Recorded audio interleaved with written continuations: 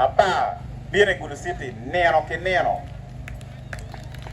pone di cheng nyoy di wo no pi tika mol bino I Gulu City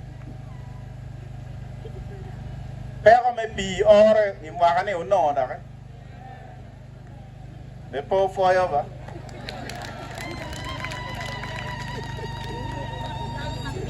wamiro ki lok tela obe tela ma ini bine wajo ni atimu gino nyo chi chiek ichobo chiekeni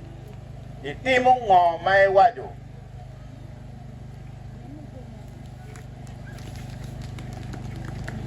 gemu kene mati ye karma chung kan nyimu kan megina kiwegina kyo megina ama chiekeni pol kara tuch makelo majilera ne makai or gwai pol wang kai chui ni yamurer poli mama ka pit potum no poli wen tinyonyo kumbe cha ma logo ni pol maj wen mabio Gulu tinyonyo yo power station koro mati mero keone tiwe megawatts yara boro we beach ento mawa tia tikwere foot paya o megawatts apa pian kabero mapol machupe kubiye mada dugune ameda tutre kichwan mach ge kwan dujo ya dujo gide village dujo mate Gulu City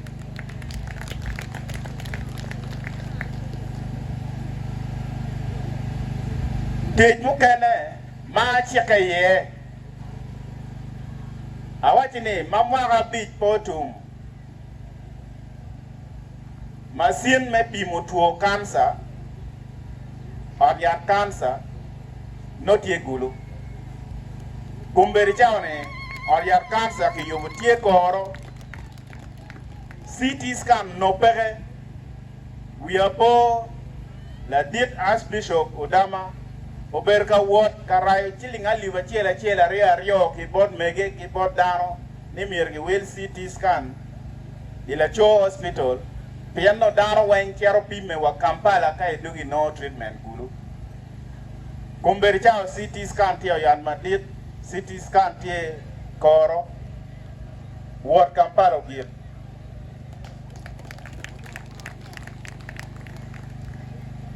gemu kene mawatimo ene cemetery limo na kilone limo ni no kama ki yega ye dano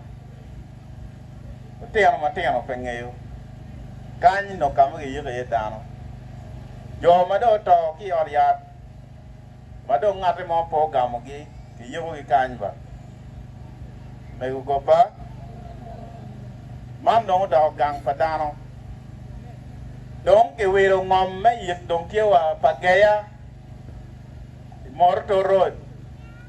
ma donye office achier kuna no ki to bu me yek daro ki chonke lukin gao kok ni chao kene ka kum daro chao bale ngweje kati wa wok golo daro wa chao kene no daro te wok te rio ki bet daro wakati wa goy budget